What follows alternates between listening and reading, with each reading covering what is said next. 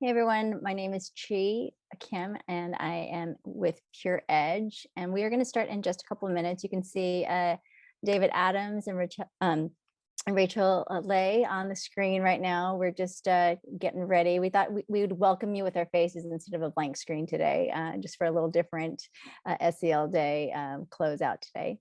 As we're waiting for folks to join us on the webinar, Jess is going to put up a poll just to let us know who's in the audience. So we'll start that and keep that up for maybe about 1.5 minutes, Jess. That would be great.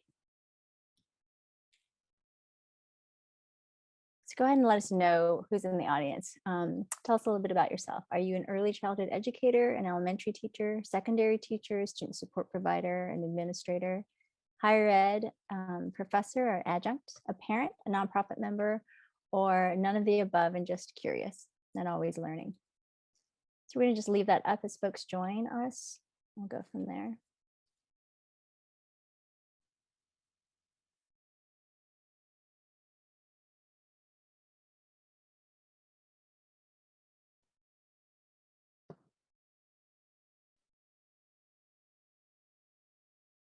It's right at 4 o'clock on the East Coast, and it is 1 p.m. on the West Coast. We do have closed captioning available for the audience. So if you do need closed captioning, you can go ahead and go right on your toolbar at the bottom of Zoom, and you can click on closed captioning and that will be on. Just for your own information, the chat box is disabled, but you can certainly post anything or comments inside the Q&A. Jess on our team is running that, and she'll take good care of you as well. So if you're just joining us, please let us know a little bit about yourself. Tell us who you are.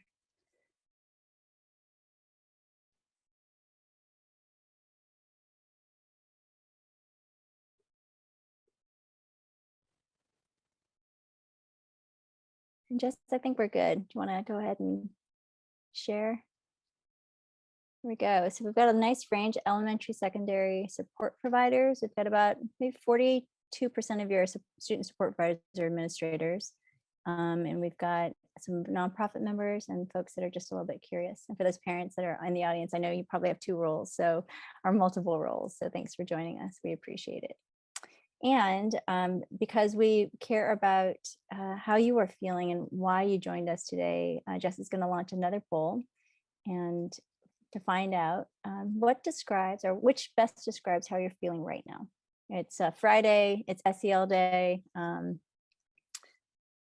are you feeling right now? Sunny, cloudy, rainy, or rainbow? What would describe your feelings right now?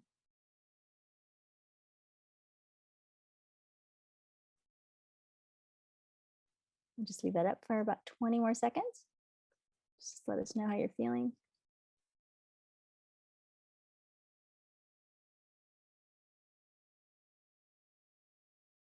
It's great. And you can't see it, but I can. I can see the lines go back and forth for the polls. So it's kind of fun to see who's responding. All right, Jess, I think we're ready. All right. A lot of good mood, sunshiny. Maybe it's because it's a Friday. Some of you I know are going on spring break starting tomorrow. There's a rolling spring break that's happening across the country, but I know some of you are actually getting ready for it starting tomorrow. So we want to welcome you. Thank you so much for joining us today, sharing a little bit about who you are and how you're feeling right now. And I'm going to go ahead and give it and have David Adams take over from here. So here we go. All right, David, are you ready? Absolutely, Chi. Thanks so much for that welcome. Happy SEL Day to you, Chi. Happy SEL Day to you, Rachel.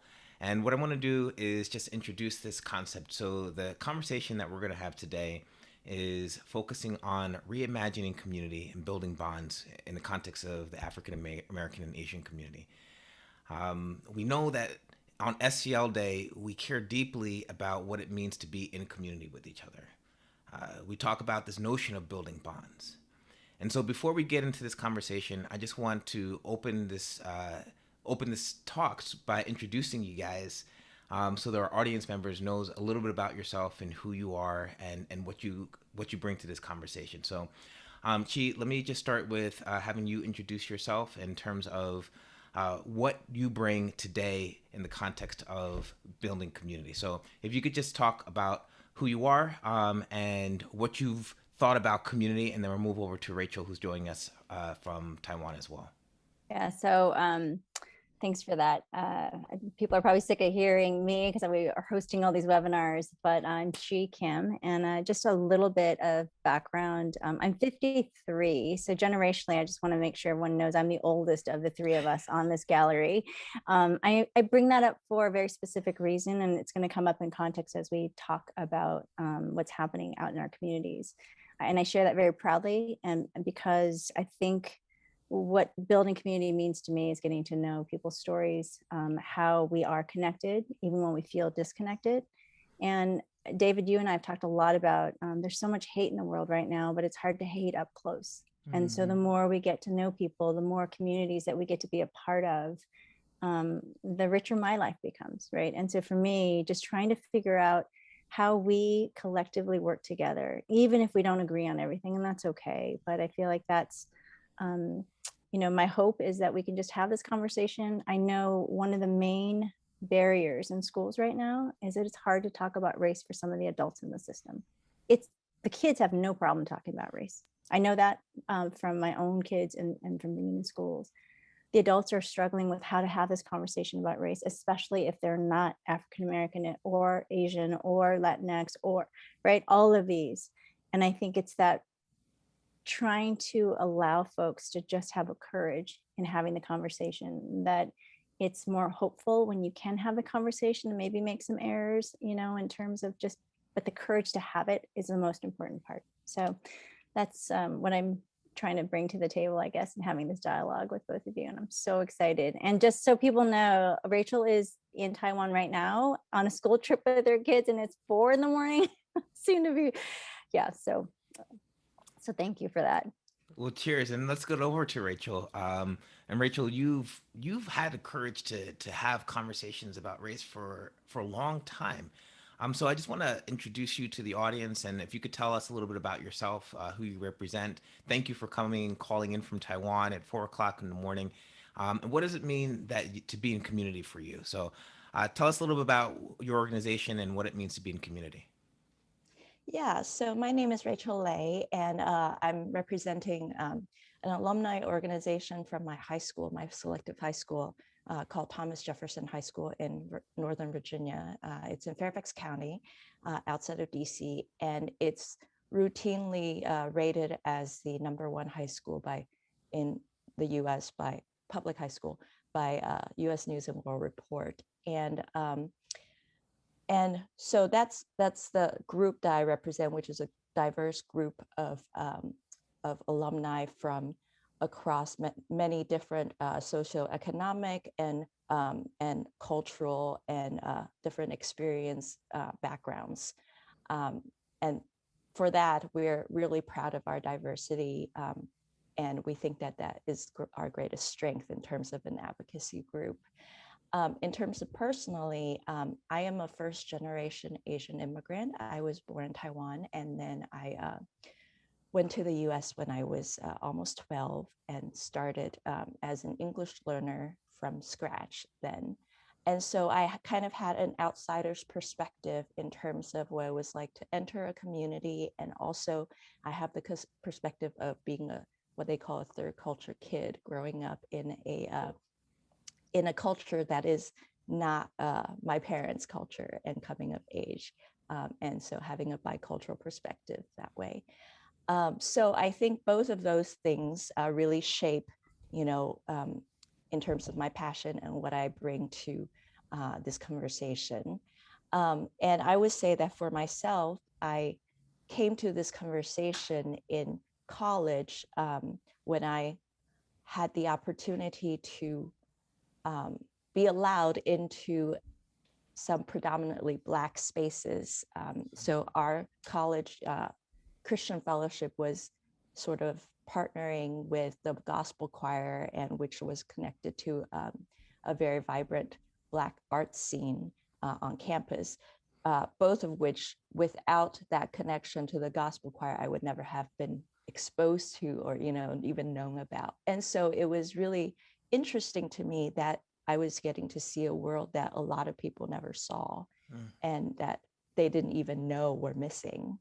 And so that was kind of the introduction of, oh, wow, this world that I occupy, even within this elite institution, was had very many different pockets, and so just spurring on the idea that people are able to interact differently in spaces that are different, you know, because I got to see unfiltered Black joy, as some might say, you know, in these predominantly Black spaces that I didn't see by the, you know, coming from the same people in other spaces that were not predominantly Black. So that was kind of what started me off. Yeah. I appreciate that so much. You know, you talked about this idea of being a third culture, right? Where you have your culture coming from, your culture going to, but also that space where you're not quite, because my mother is from Haiti, right? And so not quite Haitian, you know, mostly American. And when you go back, people are like, well, you're not us, but you're kind of not them. And so that resonates with me, this idea of being able to look in. And what's so interesting to me when I hear Rachel talk, and also I know a little bit about your story, is this role of education as being kind of the space in which we think about community, right?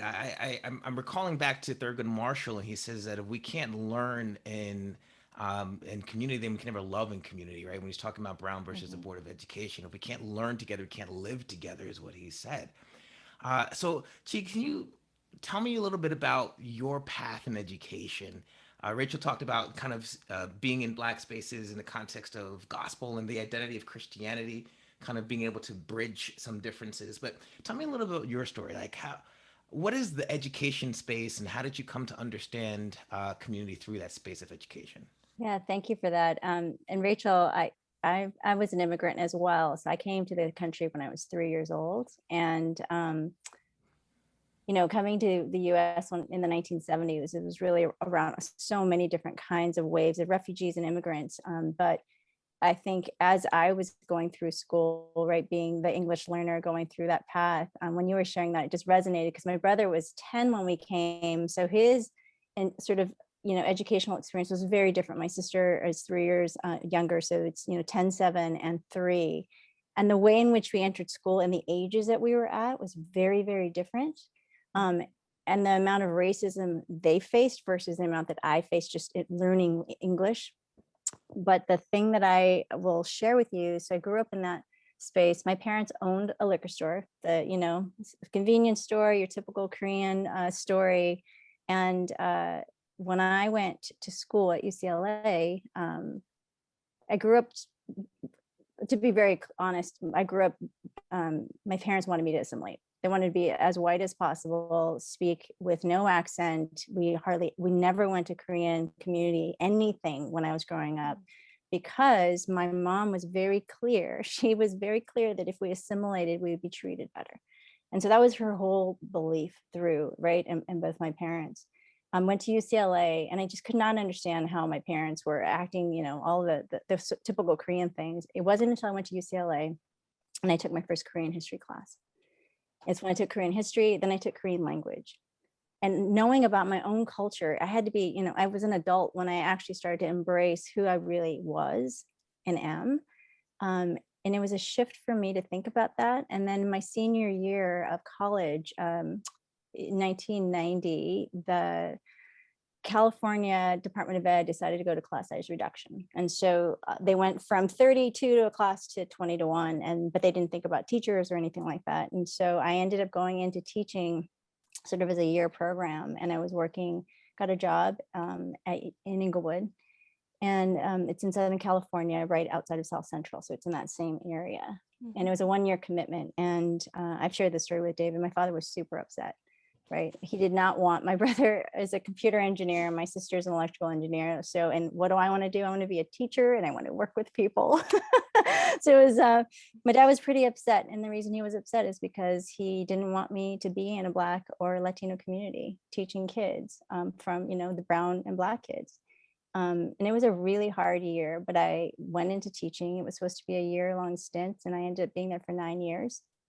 2 years in, the LA riots happened, and it was just it was a life-changing experience for me, because until you get to see Black joy, until you get to see and be a part of the community in a way, you get invited to the family functions and things, just being there and being a part of that, I was able to share some of my experience with my dad, who I believe was pretty racist, and being able to share some of those connections, what I was able to see with the kids, trying to help him. I could never ever change his mind, but I was able to change his heart, right?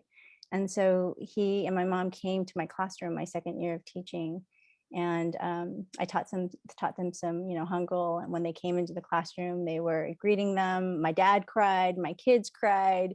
It was this really beautiful moment for me, because I never thought that would happen. And that spring, the LA riots broke out, and my dad actually called me to find out how my kids were. That never, ever would have happened if he didn't know or have any kind of connection with the community in some way, right? And knowing just that sort of heart connection, how that works, and how people can really change and shift if they're given the opportunity to know.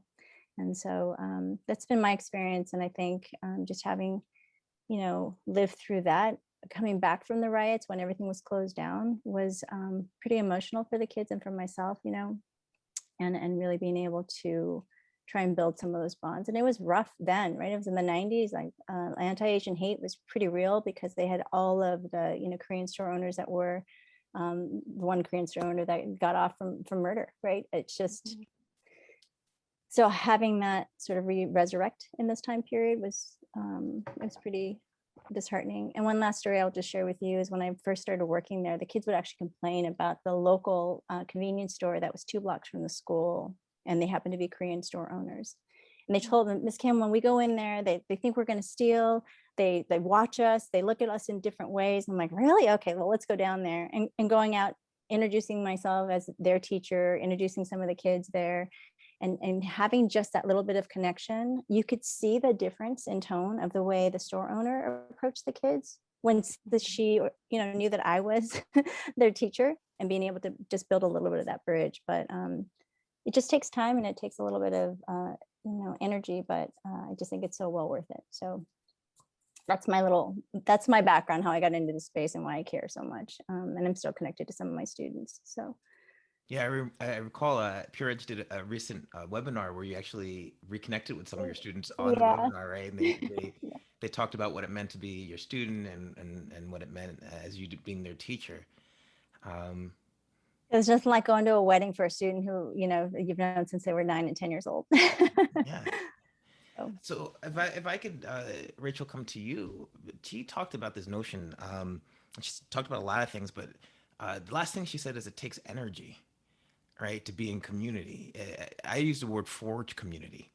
It's not like you wake up and you're just in community with folks. It's like it's representative of some energy that you've put together to to come to a consensus around who we want to be and how we want to be that way. So tell me what brings your passion to the work that you do. Tell me what brings your passion to this notion of being in community, of pursuing diverse outcomes in terms of your school.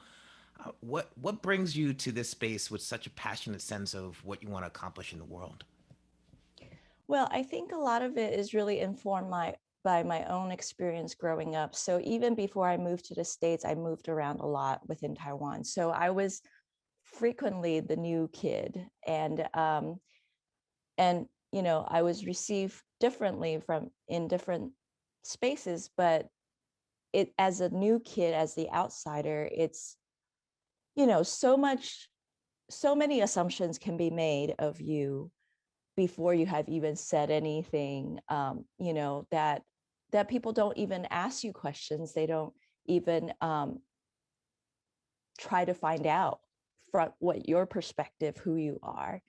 And so I think for me that I want people to be seen, I want people to be known, and not as somebody else's conception of them, but as what they feel like is their authentic self, what they feel like is true to what they can bring to the community.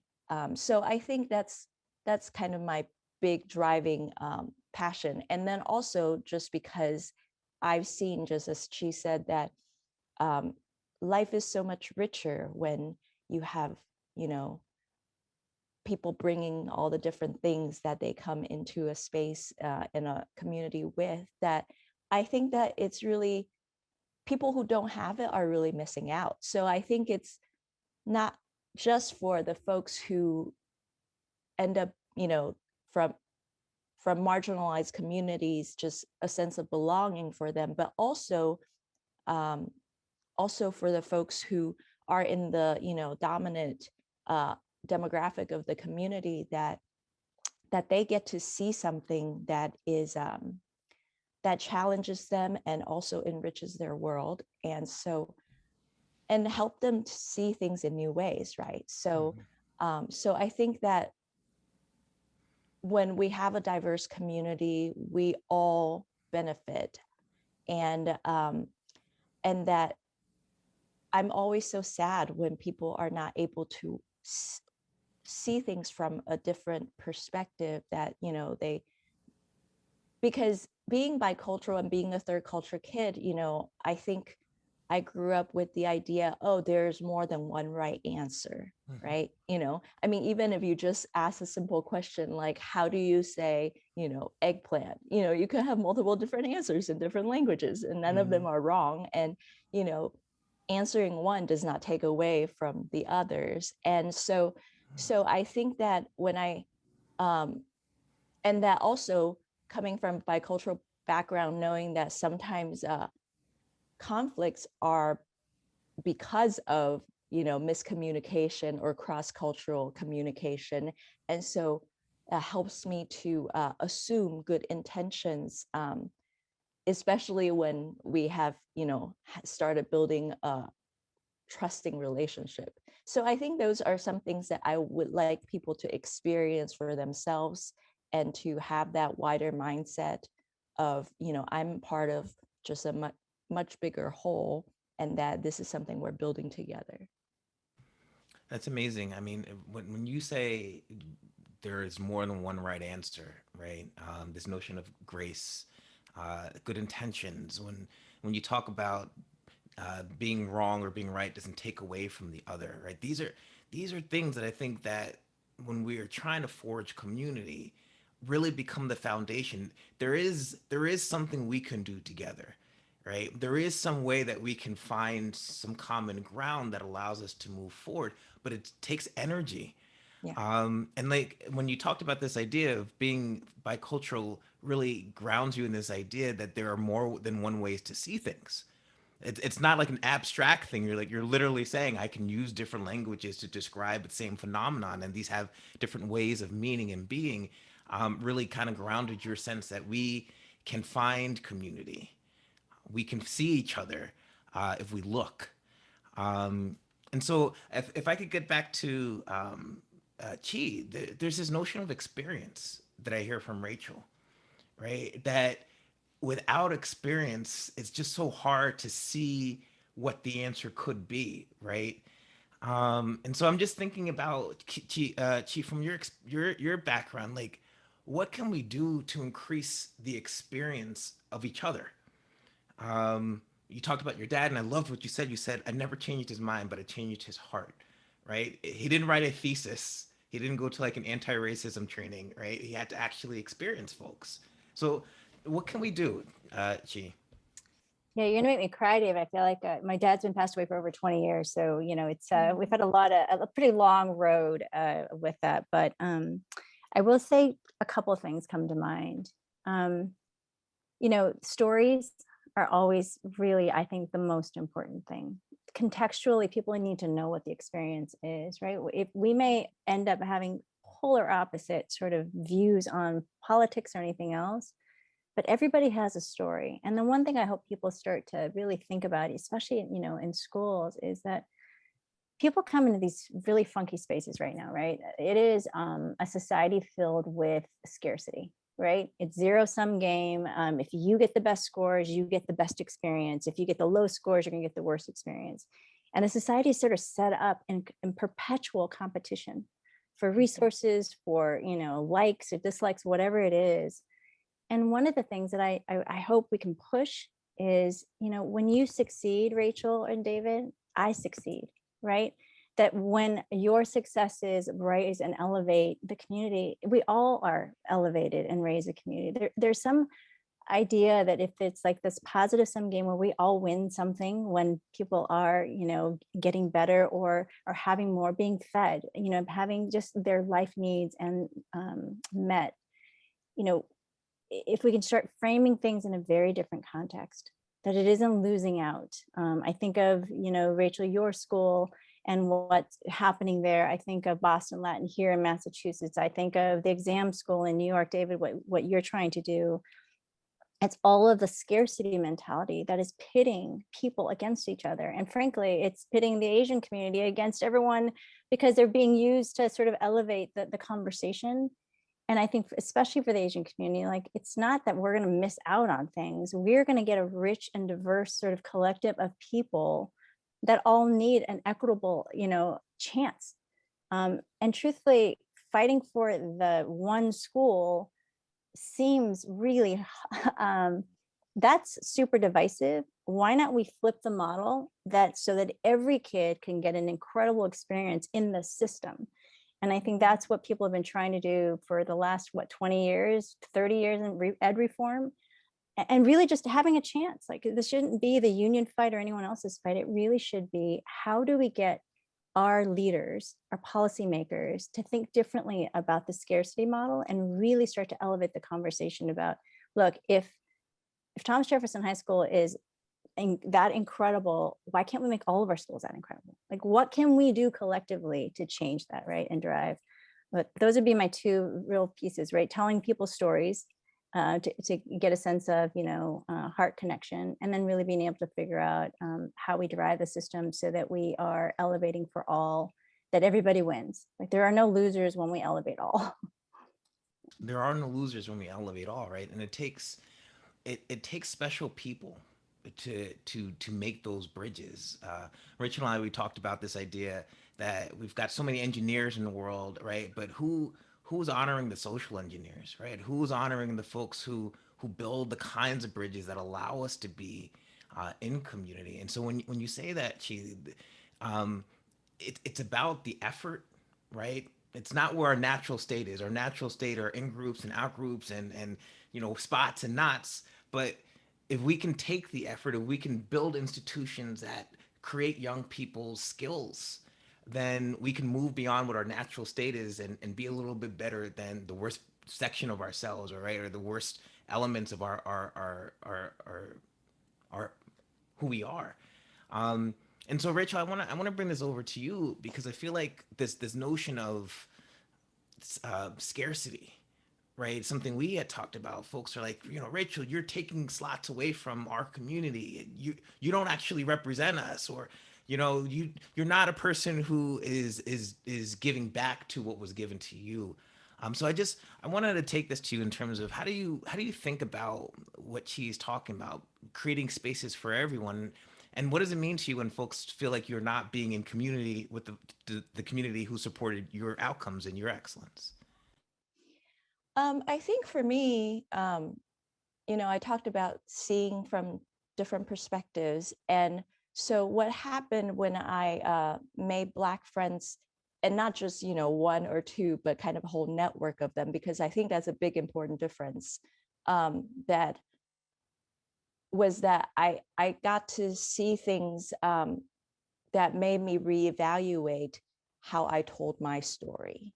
So, because depending on how you tell my story, I can be the classic, model minority, pull yourself by the bootstraps, or it could be a story of, being supported by the community. So, just as an example, I started in ESL when I was in 7th grade, and then I got out of ESL super fast, and was mainstreamed in 8th grade and then took the test and got into Thomas Jefferson in 9th grade. So, from the one perspective, the folks who are perhaps advocating for the meritocracy perspective, they're like, see, she put in the work, she was bright, she got what did she deserved, and that sort of talk. But having dealt with the concept of, and now having been, a little bit older and seeing a longer trajectory, I recognize the role of community and luck in me making that transition. So for example, I happen to have probably the one counselor in all Fairfax County that spoke my parents' language. And she happened to be assigned to my last name, because in Fairfax County, it's assigned by last name. So I just made a friend recently that went to the same high school a year behind, or same middle school a year behind me, who is also Taiwanese American and did not even know that counselor existed.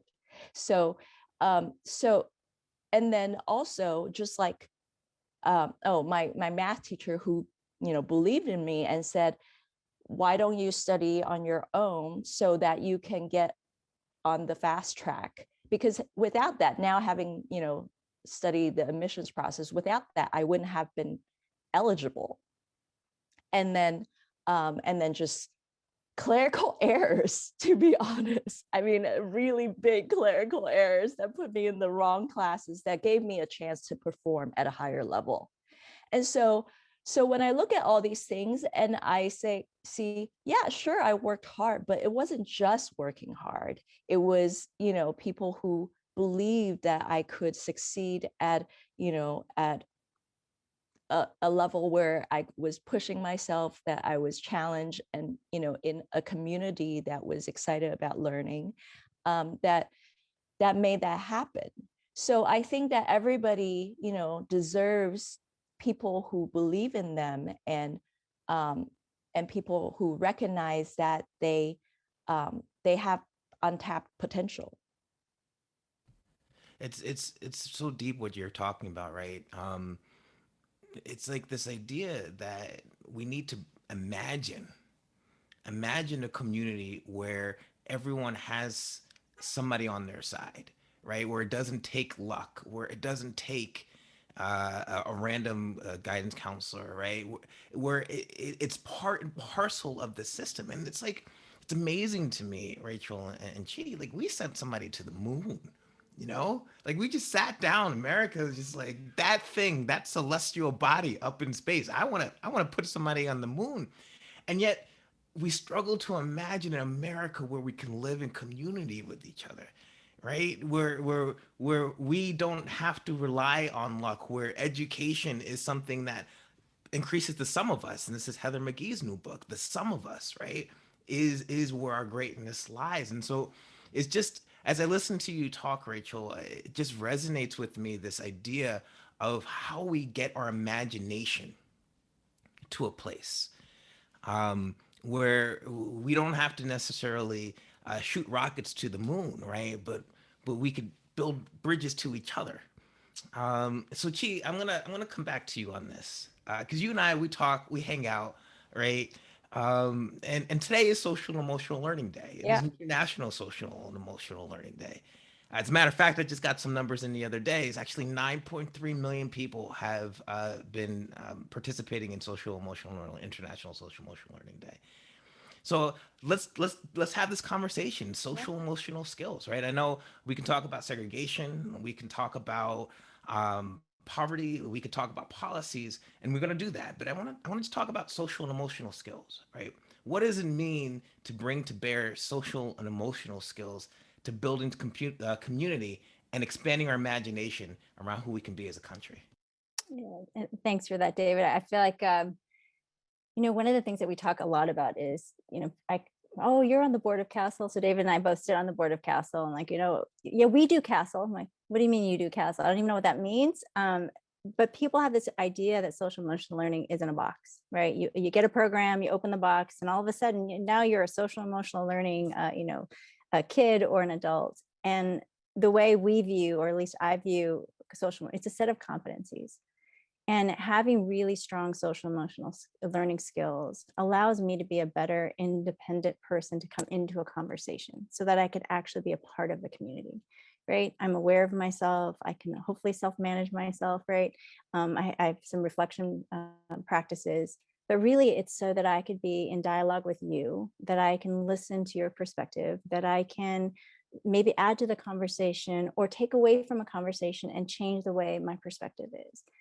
To me, it's the application of those processes that teachers and schools do so beautifully. When they are great social emotional learning educators, they come into the space for themselves first. They know how they present themselves.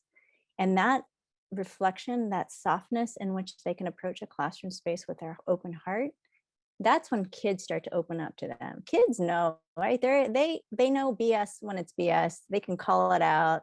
And they know when teachers really deeply care. And so when those educators come in with their own skills in check, that they know how they show up in this space, students are more likely to open up for themselves, that they feel like they belong. And we all know the stats and the data, right? When students feel like they belong in a classroom, they can focus on the learning. If they don't feel like they belong, they spend 80–90% of their cognitive load thinking they're not safe. So they've got what, 20–30, whatever the percentage is, for for the actual learning part, but the rest of the time they're just trying to say, am I safe sitting in this spot? Am I gonna, get hit on the side of the head? Whatever the thing that they're going through, it's all of those safety mechanisms that allow students to feel connected. It allows me to feel safe to even have this conversation in community with both of you, right? And I think that part is the modeling that we can bring to the table. But I think the skills of SEL, the strategies that we bring, it's A, in service so that I show up better for you. B, it's so that I can be an advocate and an ally for whatever the work it is that we need to do together. And C, that when we all come into this space this way, even in the uncomfortableness, that we can actually push ourselves to make changes. And that's my real hope for SEL Day, right? It's not just a day, it's actually a set of strategies that we bring so that we can actually start to uplift the community in a different way and start to see each other, that we all bring these skills to the table, right? We know what it looks like when people don't have them. Like, let's be honest, right? We know exactly what it feels like. We know what it looks like. We've seen it in examples again and again and again. But it's when the teachers bring themselves first into that space and then the students see that, feel it, and model it. And I do think that kids, especially young people, they're so savvy now. The reason I brought up my age, I will say this generationally. So I'm 53. A while ago, many years ago, there was an active shooter, Virginia Tech, and happened to be Korean. I was a principal in a school, and that morning my mom lived with us, helping raise our kids, and she said, make sure you're extra nice to people today. They're going to be watching every Korean.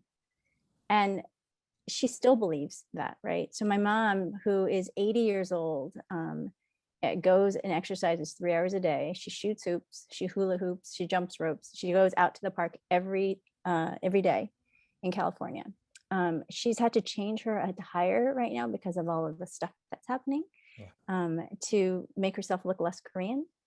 And she's even talked about wearing certain colors so people will believe that she might be supportive of a certain party. Like all of these things that my mom at 80 has to think about just is really. But the reason I bring this up is because generationally, right, SEL skills, the way you bring yourself to the table, I think it's always been there. It's just much more explicit right now in how we do school. But all of the being aware of your surroundings, aware of yourself, how you present. I just think that it's a generational piece that right now is much more explicit than it's ever been. Before it was just a parental expectation.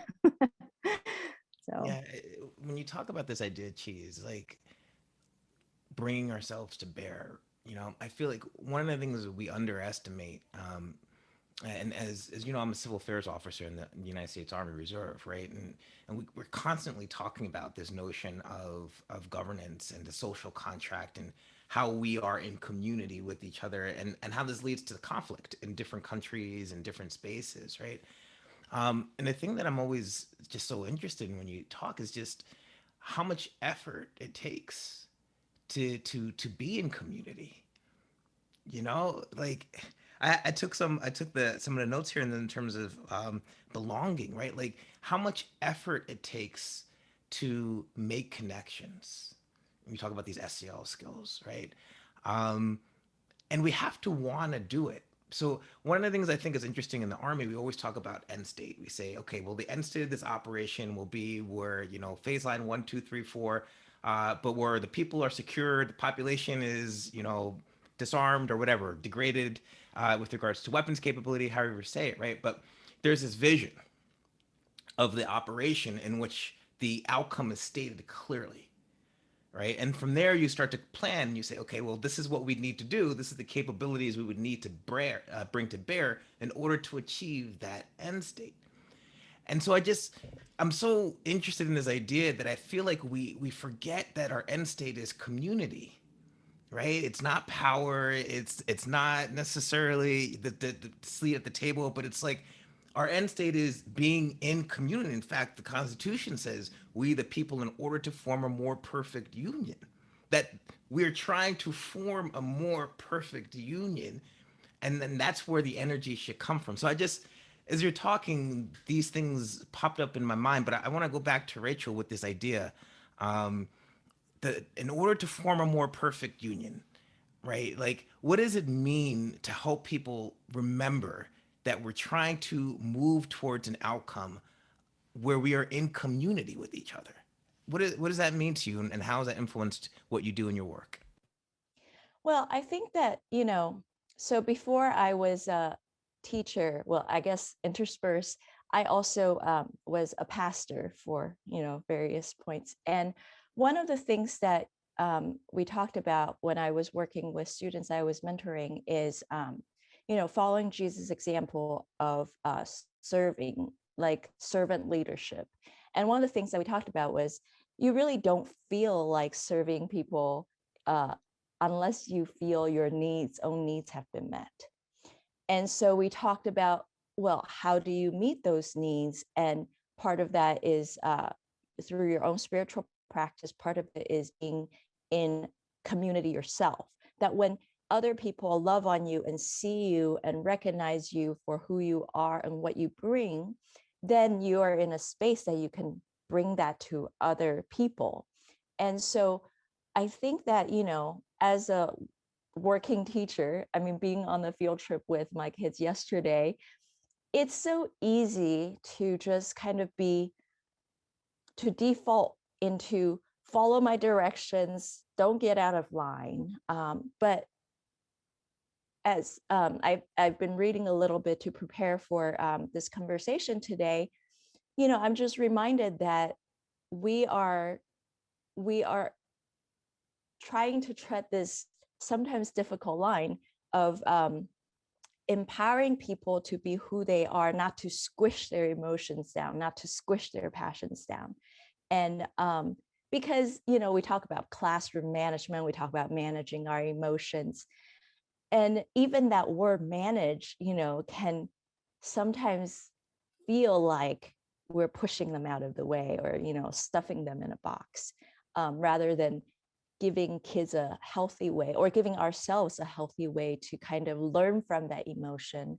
And so I think for a big part of what enables us to be in community is to be in community ourselves, to prioritize places where we are fed, and also, for example, if you are Asian American working in a, a space where you have kids that are from a different background than you, to kind of avoid that savior complex by making sure that you have friends and peers that are able to speak to that communal perspective so you can check yourself.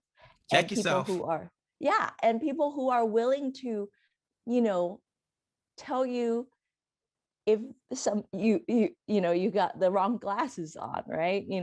So that in a way that doesn't feel threatening, that helps you to kind of step back and see that how I approach this thing is actually very impacts I see what's happening, right? So, and this idea of, because I think so much, especially if you're trained up in the sciences like I am, that we think that there's this objective reality, right? And we think there are facts. And of course, there are things that are, supported by evidence, but also the approach to which you take limits what you see. The questions you ask limit your answers. And so, and also, if you don't know what people are reacting to, you don't understand what they are bringing in, and then things get missed, right? And things that could have been beautiful could go really sideways. So I think all of those things, just the experience of being in community, the experience of constructive, working through conflict, is so important to build up. And without that, we really, just go into the classroom just having an emotional deficit, because we are not in a good space, and we just want the kids to behave. So you said a lot of things here that resonated with me, and I took some notes. And I wanted to just tell you a quick story. I have two sons, Elijah and Isaiah, and I was really excited about SEL Day. And I was like, Elijah, we had 9 million people involved in SEL Day. We're going to get 10 million. And he's like, wow, did you give them really good evidence for SEL? And I was like, well, yes, I did. Yes, I did, son, because we talk a lot about what's your evidence, when we have conversations. So when you said that, that really resonated with me. And then the other thing, you talked about that really hit me is I talked to my kids about character education, and we were raised in a Christian family as well. And I told them a story, about Jesus and the Pharisees. And the Pharisees were testing Jesus around, like, how well do you know Jewish law? And he says everything in Jewish law can just be boiled down to two ideas, right? Love your neighbor as yourself and love God with all your heart. And we talked about, to my sons, it's like, it's not that we always do these things, but it's that we try to know that's the end state, right? We know that I don't love my neighbor as myself every day, and I don't always love God with all my heart that way, but I know that I want to try and get to that place. So just reminding me again of this idea of what is the end state. That the goal is not to be perfect. The goal is to pursue these outcomes, right, of community. And so when you talked about that, those ideas really resonate with me, because me, Chi, when you and I hang out, like, I want to be in community with you, right? Like, I want to be in relationship with you. My goal is to do what I can to maintain that. And then lastly, just this idea of grace. You talked about, Rachel, checking yourself. This notion of grace, like, grace is unearned, right? It's just part of what love is about. But if you care about being in relationship with folks, you offer grace because you want to maintain that sense of who we are. So I resonated with that very deeply, Rachel, and I thank you for that. And I'll just turn this back over to you, Chi, in terms of we lift up, to me right now, we lift up the flamethrowers. We lift up the bomb droppers. You drop the mic, kabang! Everybody's like, "Dang, Dave, did you see that mic drop?" And so rarely do we find and honor the folks who are bringing community, who are trying to pursue consensus, who are being in relationship. All that hard work, we don't honor that. So I just want to come back to you, Chi, and just talk about, like, how do we shift the space, building bonds, reimagining communities? For SEL Day, we tried to think about, this is a day to honor the folks who are trying to do that work. How do we shift this from the bomb throwers to the bridge builders? So interesting that you're saying that, Dave. I was having a conversation with a really close friend, and talking about how misery loves company, right? And when people are angry, when they're just really just upset, they just want more company, right? They want to just be able to spew all that in a large group so they can just have this sort of big group mentality. But bridge builders do something very differently, right? They want to connect, and they want to be in these sort of peaceful conversations and reflective dialogue. And they don't need the big, hoopla and the big, like, bombs. They just don't. That's not how they get their energy. The energy is from building these bridges. That my connection with you, David, led to a connection with Rachel today. I know Rachel and I will be in community for a long time just because of this initial, and it, right? So it's the way in which we view, I think, humanity, how we view change, and what we reward, right? Are we rewarding the loud and boisterous and angry mobs? Yeah, right now we are.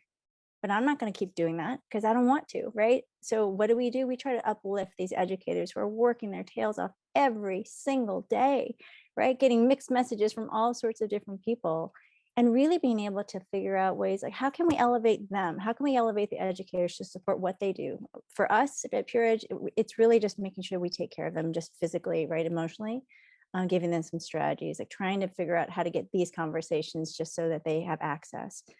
The other piece that I think is super important is that bridge builders want to be with other bridge builders, but sometimes it's scary.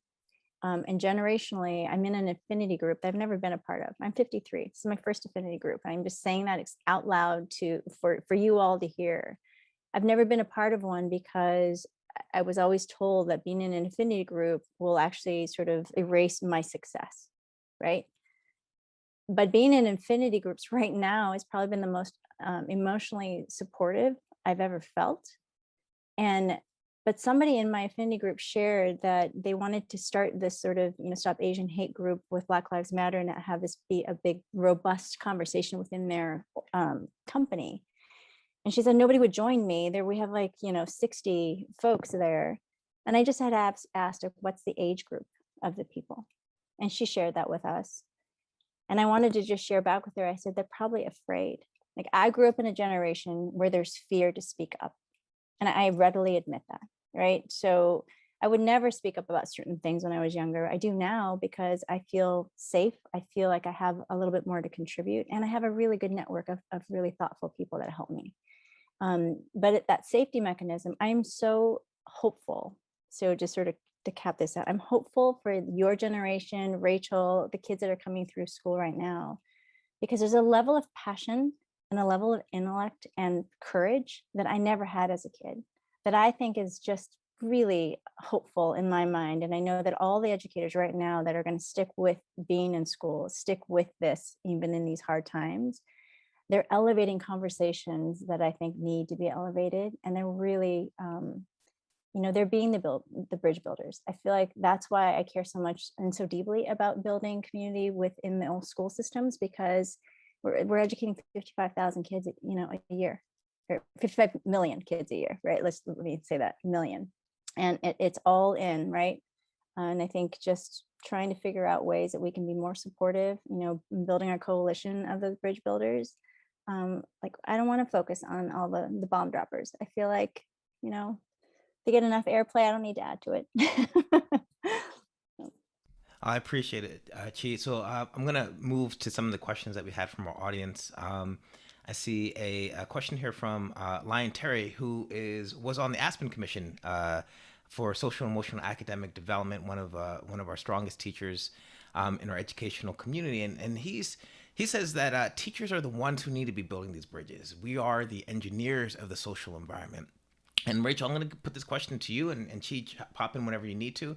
But what are some of the specifics of what we can do at school to engineer those bridges? And Rachel, you've talked a lot about diversity. You've talked a lot about what it means to have experiences that allow people to be in community. So we can start over with you, and I know we don't have too much time left, but how can we build bridges in the context of what we do as educators? Well, I think that, when you are trying to do anything worth doing on your own, it can get very discouraging and incredibly isolating. So it's very important, when there's something that you feel passionate about, such as building community or, seeing things from different perspectives, that you have partners, right? So I think whether that's at your school or, or in this day and age, you can connect with all sorts of people. David and I connected because somebody else reached out to me on Twitter. There are so many ways that we can connect with one another. And I think that we know when we are being seen, and it's like refreshing, right? Because so often we are having to put our walls up. But when we see that someone is resonating with our experience and that they're saying the things that we're thinking, then we light up. And that's what we want, both for ourselves and also for our kids, right? For our students. And so, so in that sort of, and when we are in that sort of space, when somebody says something good, we don't think, oh, I wish I had thought of that. We're glad that it's brought into the conversation, right? And we're glad, that the conversation is getting more interesting and more profound, and that's the sort of thing that we have to really internalize in terms of our own community building, and know, who we can turn to, our own support network, whether professionally or personally, that can remind us what the important thing is, remind us what the end goals are, and places where we don't have to hide ourselves. I think that's very important. So, and everybody's ways of connecting with that might be slightly different. Some people are more comfortable doing this over social networks, or some other people want to do it in person. I think you have to work to figure out what works well for you. But I think having that community and knowing that you can turn there when you feel blocked, or you feel just you're not sure how to process what's going on within you and or with your students, and just to be able to ask somebody, is this a cultural thing, or am I missing something? Those are so important, and feel like we're being supported, and that we don't have to come up with it, carry the weight of the world on our shoulders. I appreciate that so much. And I'm going to turn this back over to you, Chi. There's a question here that talks about how do we help our neighbors or our colleagues? And I love that notion of neighbors, right? Like neighbors come from a neighborhood, and those are folks who are in community with you. But how do we get folks to embrace the types of skills that we need to build community? And I'm also interested, as I follow up on this question, this comes from Rhonda Odom. How can we, as a policy approach, put folks intentionally in community, given segregation of schools, given the segregation of neighborhoods and towns? Like, how do we get folks to see each other so we could do what things that Rachel is saying, start to see each other in ourselves and see ourselves in each other? So I'll turn that over to you, Chi, in terms of what are your thoughts on some ways to make that happen? As far as sort of, helping our neighbors, I think one of the, trying to think how to frame this. It's the social emotional learning skills, right? The SEL sort of framework, how we build up, all of it. If we had to really put it down into a nutshell for me, I think is how do we build spaces that we feel like we can belong?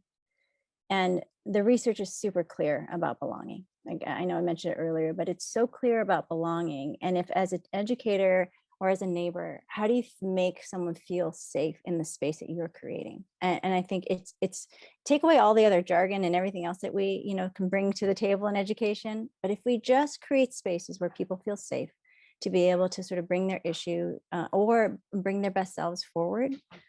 I also know from working with young people that they don't want to bring themselves forward in their real way because they have to protect sort of their social credibility and all the other things, right? I just wanted to add something about what you can do in the classroom. One of the simplest ways that I've found, just as a teacher, as a principal and superintendent, is really just looking at the sort of sociometrics, right? Who has social power in your classroom? And the way you determine that is very simple. You ask questions, put the top 3 kids you want them to, who would you want to work with in the classroom? And they list their top 3. And then you just put it on a piece of paper and you list the names and you start connecting all the dots.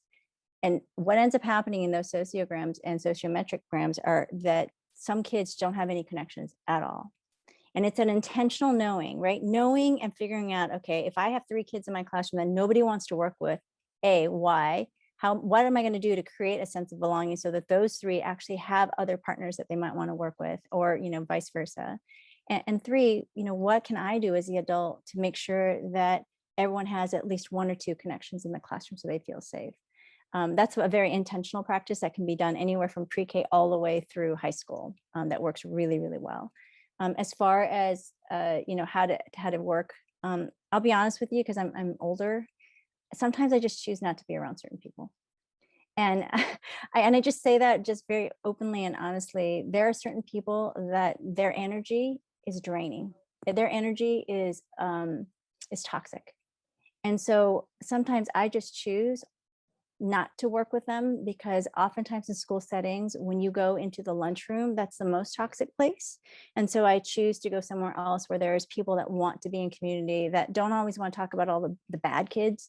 They actually want to talk about what's right with kids, what's right with our school, what's right with my, colleague. I think that actually helps when we are intentional about who we spend time with, even in our school communities, that you start uplifting the good, you start uplifting, what's right about our schools, right? Asset framing all the time, and intentionally asset framing. I think that actually will change conversations with my neighbors, with our colleagues. And lastly, as far as policy goes, asset framing is the direction we should all be going, right? We've told that woe story for many years. That's why we have the zero sum game. If we stop telling the woe story of how broken everybody is in all of our communities, we are going to change policy. We need to tell people how beautiful and magical these places are, what assets we have, and what more resources we can bring to bear, so they get better and they have the same opportunities that I had, that you had, David, and you had, Rachel, right? It's that, just switching that dynamic. So that's all I have to share for that one. Well, thank you. It looks like Rhonda responded so positive. She said she loved your response. So thank you for taking time to speak to her and to speak to our audience. And it's 5 o'clock. So we are wrapping up in terms of our webinar. I want to really thank from the bottom of my heart, Rachel, you especially for getting up at 4 o'clock in the morning to be in community with us today. Thank you so much for bringing your perspective, for bringing your passion, for bringing your vision to this conversation. And Chi, thank you for being you. I think you are amazing at what you do. I believe that you are a person who seeks to build those kinds of bridges that can allow us to be in community. So I just want to say on behalf of International SEL Day, but really just me, Dave Adams, I really enjoyed this conversation. I hope folks were able to get a sense of what it takes to be in relationship and feel some inspiration to take this conversation out into the world and build bonds and reimagine community. So thank you, Chi. Thank you, Rachel. And thank you to our audience today. Thank you, David. Happy SEL. Thank you. Thanks for doing that. And also, can I just sit one plug for Rachel? Please. Rachel, we've all been on school field trips. It's okay to make sure you don't lose a child. That's always been so thank you for doing what you do, Rachel. I think just on behalf of Pure Edge and Urban Assembly, Rachel, the fact that you joined us from Taiwan as a teacher on field trips with your kids, we are just so grateful. So thank you so much for that. And thank you for taking a risk on me. and everyone, it's Friday. Hopefully you guys are going to have some really, please take the weekend to just be in community with yourself, your family, and be kind to yourself. We all deserve a little bit of a break from all of the stuff. And we hope you stay safe and loved and well fed and all of those things for your soul and for your mind. So with that, we are going to sign off and enjoy your weekend.